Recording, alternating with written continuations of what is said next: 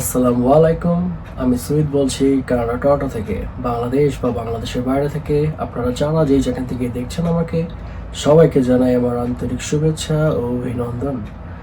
আশা করি আপনারা সবাই ভালো আছেন এবং আপনাদের অনেকেরই একটা খুবই কমন কোয়েশ্চেন যে আপনারা কি এখানে ভিজিটর ভিসাতে এসে জব করতে পারবেন কিনা।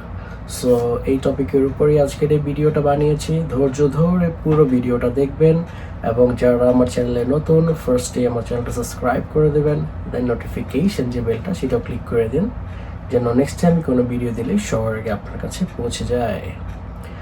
সো আপনি যদি এমনি সাধারণ মানুষের মতো চিন্তা করেন, যারা এজেন্ট বা যারা আপনার লয়ার, তাদের মতো না, এমনি সাধারণ মানুষ যেরকম আপনি যদি চিন্তা করেন যে আপনি কোনো একটা দেশে গেলেন ঘোরার জন্য, হ্যাঁ? সো আপনি একজন ট্যুরিস্ট বা আপনি একজন ভিজিটর, এটা হচ্ছে আপনার স্ট্যাটাস। এখন আপনি যখন এখানে আসবেন, আসার পরে আপনাকে কেউ জব দিবে না। এটা একদম আপনি যদি যুক্তিসঙ্গতভাবে চিন্তা করেন। কিন্তু আমি বলবো এখানে আমার দেখা অনেকেই এখানে ভিজিটর বলেন বা ট্যুরিস্ট বলেন, এরকম ভিসাতে এসে জব করছে। কিন্তু তাদের যেই টাকা সেটা তারা হাতে পায়, এটা আপনি হ্যান্ড ক্যাশ বলতে পারেন। এটা আপনার ব্যাংকে সরাসরি যাবে না, আপনার পে স্ট্যাব আসবে না। কিন্তু এই জবটাও ম্যানেজ করতে আপনার প্রচুর খাটাখাটনি করা লাগবে, দৌড়াদৌড়ি করা লাগবে। কিন্তু যখন আপনি কোনো জায়গায় হ্যান্ড ক্যাশে জব করবেন, এখানে আপনি ভিজিটর ভিসা বলেন বা ট্যুরিস্ট ভিসা বলেন, হ্যান্ড ক্যাশে জব করার পরে যদি আপনার কাজ, আপনার যে প্রতিষ্ঠানে আপনি কাজ করবেন সেখানকার মালিকের যদি পছন্দ হয়, সে 4 মাস মধ্যে আপনার এলএমআইটা বের করে দিবে, আপনাকে অফার লেটার দিবে। আপনাকে তাকে একটা সুন্দর করে সাজিয়ে গুছিয়ে কভার লেটার লিখবেন, যেখানে লেখা থাকবে যে আপনি কত বছর কোনো জায়গায় কি চাকরি করেছেন কিনা, আপনি কোনো অ্যাচিভমেন্ট পেয়েছেন কিনা, আপনার সমস্ত ডিটেলস শর্টকাটে লেখা থাকবে। এবং সেখানে অবশ্যই উল্লেখ করবেন যে আপনি সেই লোক যাকে ওই কোম্পানি খুঁজছে জবের জন্য, আপনার মধ্যে সেই যোগ্যতা দক্ষতা আছে এবং আপনি সম্পূর্ণ নিষ্ঠার সাথে, দায়িত্বের সাথে সেই কাজগুলো করতে পারেন। সো এরপরে আপনার সুন্দর একটা ক্যানাডিয়ান ফরম্যাটে রিজিউমে লিখে আপনি তাকে দিলে, সে আপনার যখন এলএমআই পজিটিভ, পজিটিভ মানে হচ্ছে আপনি সেই কর্মী যাকে অনেক দিন যাবৎ খোঁজাখুঁজির পরেও সেই মালিক পায়নি, সে আপনাকে ভিজিটর ভিসাতে আপনি এখানে এসেছিলেন, আপনি তাকে তার কাগজপত্র, সে আপনার কাগজপত্র দেখেছে এবং দেখার পরে তার মনে হয়েছে যে এই কর্মীকেই তার প্রয়োজন। সো এরপরে আপনি যখন আপনার এলএমআই এটা পেয়ে যাবেন, লেবার মার্কেট ইমপ্যাক্ট অ্যাসেসমেন্ট, এরপরে আপনার যে work permit, close work permit, so সেই ক্লোজ ওয়ার্ক পারমিটের জন্য আপনাকে যেতে হবে পোর্টে। পোর্টে মিনস এয়ারপোর্টে বা বর্ডার সার্ভিসে আপনি গেলেন, গিয়ে আপনি আপনার যে এলএমআই এর যে সিরিয়াল নাম্বার সেটা বলার পরে আপনাকে তারা আপনার ওয়ার্ক পারমিটটা হাতে দিয়ে দিবে। আপনি 2 বছর হতে পারে বা 1 বছর হতে পারে আপনি এখানে জব করতে পারবেন।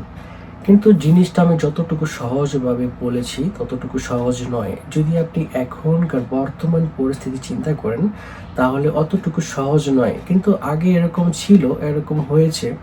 বিভিন্ন দেশ থেকে, স্পেন বলেন, আপনার ফিলিপিন বলেন, ইন্ডিয়া বলেন, বিভিন্ন দেশ থেকে এখানে মানুষ এসে জব করেছে ভিজিটর ভিসা বা ট্যুরিস্ট ভিসাতে। এর পিছনেই যে কারণটা ছিল সেটা হচ্ছে, দেখেন এখানে প্রচুর পরিমাণে ইন্ডিয়ান, পাঞ্জাবের লোকজন আছে। আপনি যদি ব্র্যাম্পটনে যান সেখানে দেখবেন প্রচুর পাঞ্জাব, সেটা একটা মিনি পাঞ্জাব। আবার যদি আপনি মন্ট্রিয়ালে যান সেখানে মিনি বাংলাদেশ। সো এরকম যে কমিউনিটিগুলো আছে, যে গ্রুপগুলো আছে, আপনি দেখবেন যে ফিলিপিন দেশেরও এখানে গ্রুপ আছে, বা স্পেন বা ল্যাটিন আমেরিকা, হ্যাঁ, আপনার বিভিন্ন দেশের একটা গ্রুপ আছে। তো আপনি যখন এখানে আসবেন, আসার পরে যদি ওই গ্রুপের সাথে আপনি অ্যাটাচ করতে পারেন, বা আপনি যার বাসায় আসবেন ঘুরতে, হ্যাঁ, আপনার রিলেটিভস, তারা যদি আপনাকে কোনোভাবে তাদের নিজের কর্মপ্রতিষ্ঠানে হোক বা তাদের পরিচিত কারো কর্মপ্রতিষ্ঠানে আপনাকে হ্যান্ড ক্যাশের জবটা পাইয়ে দিতে পারে আপনি যদি সেখানে জব করতে পারেন। কিন্তু আমি আপনাকে যে এরকম আপনি যদি চিন্তা ভাবনা করে আসেন যেখানে এসে আপনি জব করবেন, তাহলে আপনি ভুল করবেন। আপনি এখানে ঘোরার চিন্তা করে আসবেন, কিন্তু তারপরও আপনি আপনার সর্বস্বটা দিয়ে চেষ্টা করবেন এই মুহূর্তে যদি আপনি আসেন তাহলে। কারণ এখন আপনার স্নো পড়ছে, আশেপাশে তেমন মানুষের জবের যে চাহিদাটা ছিল, মানুষের যে ঘন্টাগুলা দিত, মানে আপনি যদি 2 সপ্তাহ ডিউটি করেন 40 আওয়ার্স বা 33 আওয়ার্স, সেটা কিন্তু এখন হচ্ছে না, কারণ এখন স্নো পড়ছে। সো আপনি যদি আসেন অ্যাজ এ ভিজিটর ভিসাতে, সো আপনার তো হবেই না, কারণ এখানকার যারা অলরেডি এখানে ওয়ার্ক পারমিট নিয়ে জব করছে বা আপনার এই দেশের যারা নাগরিক তাদেরই এই অবস্থা। সো আপনি যদি অ্যাজ আ সামার টাইমে আসেন বা আপনার সামনে ফিফা ওয়ার্ল্ড কাপ, হিউজ পরিমাণে একটা বিজনেস হবে, এরকম একটা টাইমে যদি আপনি আসতে পারেন, এসে যদি আপনি মনে করেন যে আপনি একটা জব পেয়ে গেছেন, হ্যাঁ, আপনি যেই ধর্মেরই হন না কেন আপনি একটা জব পেয়ে গেছেন, সো আপনি চেষ্টা করবেন ওই জবটা আপনি দ্রুততার সাথে যে কোনো কাজ করার, বা কোনো কাজ যদি আপনাকে বলে আপনি না করবেন না। আপনি মনে করবেন যে এই জবটার পিছনে আরও 10 জন লোক আপনি যে টাকা খরচ করে আসছেন সেটাকে 3 দিয়ে গুণ দিয়ে চিন্তা করবেন যে এই জবটা পাওয়ার জন্য আরেকটা লোক বাংলাদেশ বা বিভিন্ন দেশ থেকে ট্রাই করছে আসার জন্য।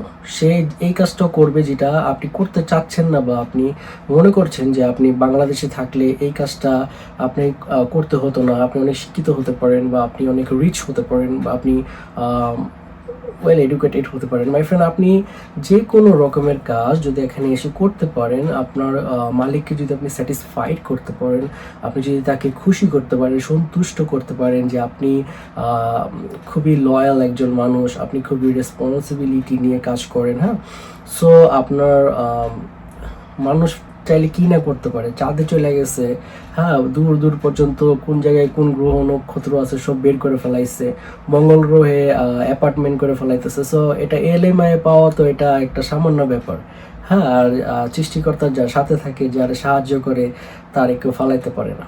সো আমি আপনাকে উৎসাহ দিব। আমাকে একজন সাবস্ক্রাইবার কমেন্টস করেছিলেন যে ভিজিটর ভিসাতে এসে জব করা এটা কতটুকু সত্য, আর এটা কি আসলেই কি সত্যি কি না, এটা নিয়ে কিছু বলেন বা আমাকে কমেন্টসের অ্যান্সারটা দেন। সো আমি চিন্তা করলাম এটা শুধু তারই নয়, আরও বহু মানুষেরই কোশ্চেন যে এই মুহূর্তে 2025-এর এই শেষের দিকে এসে এখন মানুষ কি জব করতে পারছে কি পারছে না সেটার উপর আপনার একটা ধারণাটা হয়ে গেল। আমি এখন কি বললাম আপনাকে, আপনি আপনার দেশে ফিরে যাওয়ার মতো ওরকম একটা টাইস রাখবেন, বা আপনার পারপাস অফ ভিজিটের উপর একটা টাইস রাখবেন, হ্যাঁ। আর কী কী দরকার, আমার গত ভিডিওটা খুবই ইম্পর্টেন্ট ছিল, যারা দেখেননি দয়া করে প্লিজ ওই ভিডিওটা আগে দেখেন, আপনার খুব উপকার হবে। যদি আপনি রিসেন্টলি ক্যানাডাতে আসার চিন্তাভাবনা করছেন, বা আপনার চিন্তাভাবনার পাশাপাশি আপনার ফাইলগুলো আপনি সাবমিট করে ফেলেছেন, হ্যাঁ, আপনার অনেকের আছে কাগজপত্র অর্ধেকও হয়ে গেছে।